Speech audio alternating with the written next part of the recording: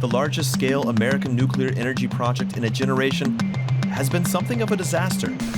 It bankrupted the company building it, led to expensive litigation, and it's going to cost customers decades of higher energy bills.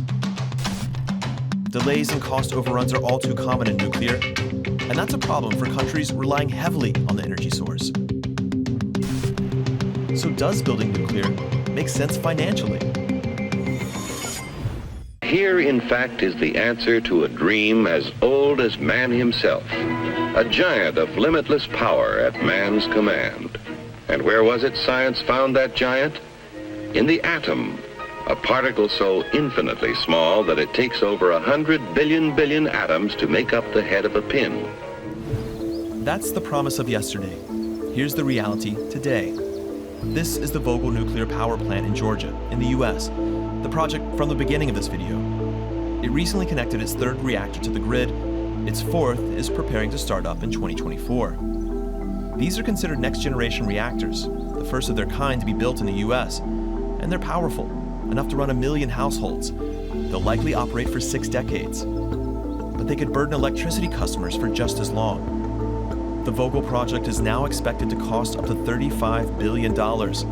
That's more than double the original projections. Much of it will end up on electricity bills for homes and businesses. Dave Williams is a reporter in Atlanta.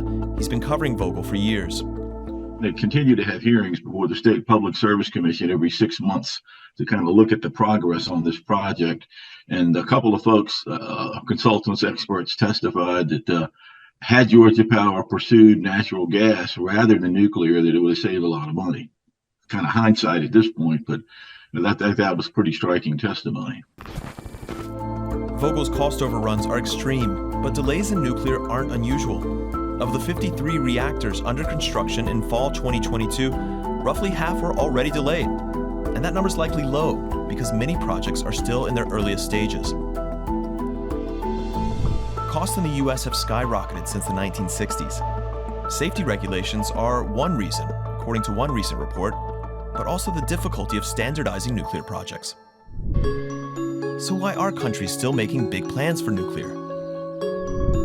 60 reactors are currently under construction in 15 countries. About 100 more are on order or being planned, most of them in Asia. Many more countries are meanwhile considering, planning, or starting nuclear programs. One reason is that nuclear is part of the move away from fossil fuels. It's low carbon energy, but unlike wind and solar, it runs 24/7. So on days when it's cloudy or still, nuclear can, in theory, provide electricity in a pinch. And there's more. The lifespan of nuclear is so long and the operation typically so reliable that electricity costs are supposed to become more competitive over time. Volatile natural gas and coal prices also make nuclear more attractive. The cost of fuel for a nuclear power plant is only a very small percentage of the overall generation costs. So its day-to-day generation costs are a lot more stable. And so governments, countries are seeing that including nuclear in energy mixes can lead to an increase in energy security as well. But again, that's assuming upfront prices can be kept down. And as Vogtle shows, that's a big if.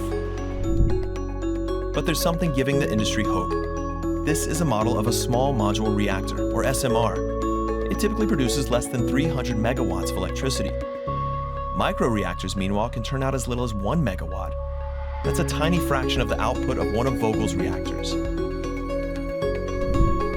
Right now, there are dozens of SMR and microreactor projects around the world. Developers say they could power factory floors, feed into the power grid, or even run large ships. In theory, their modular building style makes them easier to finance. Instead of building one very large reactor and having to build that complete reactor and bring it online before any revenue is delivered, if you have a series of SMRs being built on the same site to reach the same overall capacity, you can do that in series, building one or two at a time, bringing the first one online, getting the experience of that construction, making the construction of subsequent units more efficient so that it is an easy thing to finance and you're getting the benefits from learning from that first construction. Investors have come on board. American firm NuScale went public last year. Its Voyager module is a smaller version of a traditional pressurized water reactor. American nuclear regulators have already certified one Voyager design, a first for an SMR module. Another industry frontrunner, TerraPower, was founded by Bill Gates and has also seen strong investment in recent years. And then there's commercial fusion. Once considered impossible, fusion technology, which experts say would be safer and create less waste than nuclear fission, has also seen growing investment. Each of these projects faces challenges. Rising material prices recently forced NuScale to raise its cost estimates. TerraPower has warned of a 2-year setback to its building plans due to problems getting uranium fuel out of Russia. And commercial fusion is likely still decades away. It's still going to be a challenge for first-of-a-kind projects. There's still first-of-a-kind risk. People are still going to worry about first-of-a-kind overruns like what happened at Vogtle. And that's why government support for nuclear has become so important. The US, for example, has pushed millions of dollars into SMR research and development over the past 5 years.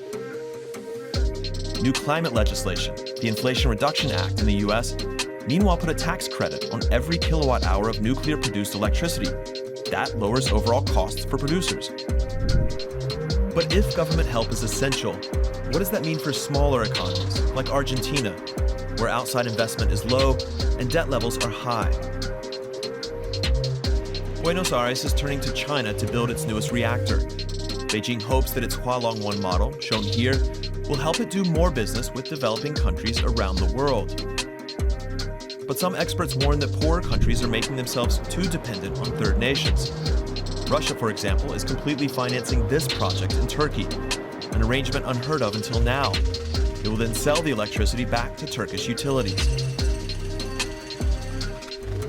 Zenon Olgun is a former Turkish diplomat. The view in Turkey is that this MPP does not create dependence, but more so interdependence. And the reason is that ultimately, because it is Russia that has provided the funding for this, Russia will want to recuperate its sunk costs. But Russia and China can't cover the global need for nuclear, and there's still a massive funding gap around the world. Some $90 billion of new nuclear spending are needed each year in this decade alone if the world's going to remain on track for net zero carbon emissions by 2050. That's according to the International Energy Agency. However, in recent years, global spending on nuclear has averaged only about $36 billion, less than half of what's needed. Private financing will be essential to make up the difference, but it doesn't come easy. There is just the challenge of securing that capital so you can proceed with the construction of the project, but also, if like, the cost of borrowing the money, the cost of financing can be the primary cost of a nuclear project rather than the bricks and mortar of the plant itself. One option for raising capital would be through so-called green financing, the growing private investment and lending in environmentally friendly or sustainable projects. But that's not going well. Many funds stay away from nuclear. So too the classification systems for green finance published by larger banks. They're known as taxonomies. According to a recent study by Columbia's Center on Global Energy Policy, none of the world's 30 largest banks includes nuclear in their green taxonomies, but many of them do exclude it.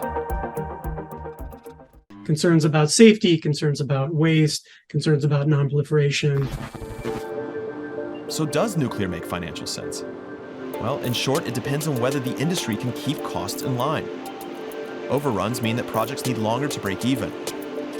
Nuclear's long lifespan does make it likelier to come out on the right side of that equation.